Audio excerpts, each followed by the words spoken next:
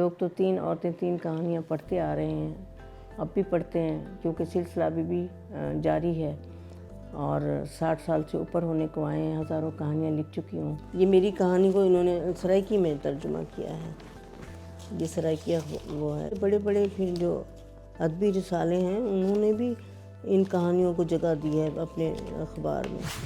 3 عورتیں 3 کہانیاں، یادوں کی دھول۔ میرا بھائی شاہمیر بچپن سے ہی شوق و شنگ لڑکا تھا، اسے ہر دم شرارتیں سوجھا کرتی تھی۔ کبھی کبھی محلے کے لوگ بابا جان سے اس کی شکایتیں کرنے آ جاتے تھے، جن کے بچوں کو وہ تنگ کر کے بھاگ آتا تھا۔ تب شاہمیر کو بابا جان سے کراری مار پڑتی تھی۔ وقت گزرتا گیا اور ہم سب بڑے ہو گئے۔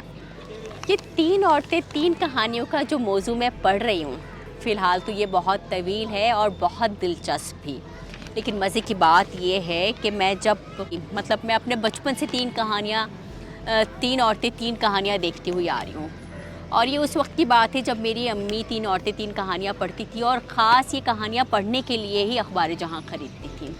تو میں نے اپنی امی سے پوچھا کہ آج بھی 3 عورتیں 3 کہانیاں اخبار جہاں میں شائع ہوتا ہے، تو انہوں نے بتایا کہ اس کی تحریر سیدہ افضل کرتی ہیں، اور یہ اب سے نہیں کافی زمانے سے کرتی ہوئی آ رہی ہیں۔ تو میرے ذہن میں خیال آیا کہ کیوں نہ کہ ان کا ایک انٹرویو کیا جائے۔ کون لکھ رہا ہے اسے، لکھنے والا کون ہے؟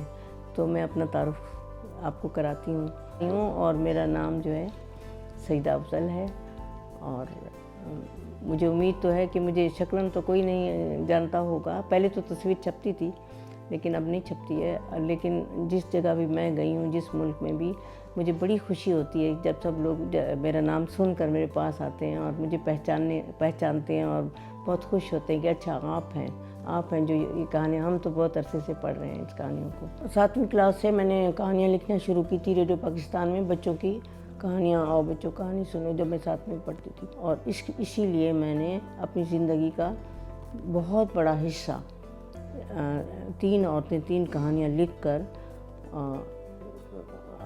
ابھی تک بھی، بلکہ میں یہ کہنا چاہوں گی کہ قلم کے ساتھ، اور اس کالم کے ساتھ میرا رشتہ جڑا ہوا ہے، 60 سال سے اوپر ہونے کو آئے ہیں، ہزاروں کہانیاں میں نے لکھی ہیں۔ کوئی پہلو ایسا نہیں ہے عورت کا ہمارے معاشرے میں جو ایک کہانی میں نہ آیا ہو۔ میں ریڈیو پاکستان میں لکھتی تھی ڈرامے وغیرہ، بچوں کی کہانیاں، آؤ بچوں کہانی سنو، تو وہاں پر مجھے وہاں کے پروڈیوسر صاحب خاور مہندی صاحب نے میسیج دیا کہ آپ کو میر خلیل الرحمن صاحب آپ کی تحریروں کو اخبار میں طالب علم کے صفحے پہ پڑھتے ہیں، تو انہوں نے کہا ہے کہ آپ کو اپروچ کیا جائے، اور آپ ان کے نیا رسالہ وہ نکال رہے ہیں اخبار جہاں، تو آپ کو خواہش ہے کہ آپ ان سے ملیں آ کے۔ بس یہاں سے میرا آغاز ہوا، اور فرسٹ شمارہ دسمبر میں جو اخبار جہاں کی ڈمی بنائی تھی وہ ہم لوگ تھے اس میں، اور جنوری میں پھر رسالہ پہلا نکلا تھا، 1967 میں نکلا تھا۔ یہ اس طرح ہوا تھا کہ میری ایک کلاس فیلو تھی، وہ ڈی جی خان کی رہنے والی تھی، تو اس نے مجھے لیٹر لکھا جب میری تصویر اخبار میں آنے لگی، میرا اپائنٹمنٹ ہو گیا کہ مجھے نوکری چاہیے، تھوڑی پریشانی تھی وہ، تو میں تمہارے پاس آنا چاہتی ہوں۔ تو میں نے کہا تم آ جاؤ۔ میں نے کوشش کی اس کی نوکری کے لیے، مطلب اب ہم دونوں نے یہ مل کے وہ کیا، میں نے تجویز دی اپنے اس وقت عبدالکریم عابد صاحب ایڈیٹر تھے ان کو، کہ 4 عورتیں 4 کہانیاں لکھتے ہیں، یعنی عنوان ہو اس کا، 4 کہانیاں آئیں، 3 عورتیں 3 کہانیاں کرتے ہیں۔ ایکچولی 3 عورتیں 3 کہانیاں عبدالکریم عابد صاحب نے اس کو، مطلب ان کے منہ سے نکلا اس میں، اس کے بعد پھر وہ دوشیزہ میں چلی گئی، تو یہ سبب میر صاحب نے مجھے ہی دے دیا۔ تو 75 سے لے کر ابھی 2023 ختم ہونے والا ہے، تو یہ بلا ناغہ یہ کالم آتا ہے، میں لکھتی ہوں، چاہے میرے مطلب بچے پیدا ہوئے، ایک ہاتھ میں نے پالنا جھلایا، پھر ایک ہاتھ سے بھی میں نے کہانیاں لکھی، میرے آپریشن ہوئے، تو دوسرے دن مجھے ہوش آتا تھا تو میں اپنا یہاں پہ تختہ رکھ کے لکھتی تھی، تو وہ ڈاکٹر کہتی تھی یہ کیا ہے؟ میں کہتی تھی میں چاہتی ہوں کہ میرے اس کالم میں ناغہ نہ آئے، اور خدا کا شکر ہے یہ ریکارڈ بات ہے کہ اتنے سال 40-45 سال ہو گئے ہوں گے اور ہزاروں کہانیاں لکھی گئی ہیں اور ہر موضوع پر لکھی گئی ہیں، لیکن ہر ہفتے میں ناغہ کبھی نہیں کیا میں نے۔ اس کا لکھنے کا مقصد یہ تھا کہ ہمارے ملک میں خواتین کی اس وقت تو کوئی آواز ہی نہیں تھی، کوئی پلیٹ فارم نہیں تھا، کوئی انصاف اگر قانون بنے بھی، اب بعد میں بھی بنے، ان کہانیوں کو پڑھ کے بھی بنائے گئے، ویسے بھی بنے، لیکن ان کی امپلیمنٹ کہاں تھی؟ ہماری آواز ایوانوں تک کب جاتی تھی؟ ہماری خاص طور پہ دیہات کی خواتین، بہت عرصہ مجھے دیہات میں رہنے کا موقع ملا، میں نے ان کی زندگی دیکھی، ان کے درد دیکھے سنے، وہ خود میری جھولی میں اپنے راز اپنے درد ڈالتی تھیں، تو ایک امانت کی طرح ہم سنتے تھے۔ مواد جو ہے نا ہم ان سے لیتے تھے، خطوط سے لیتے تھے، معاشرے سے لیتے تھے۔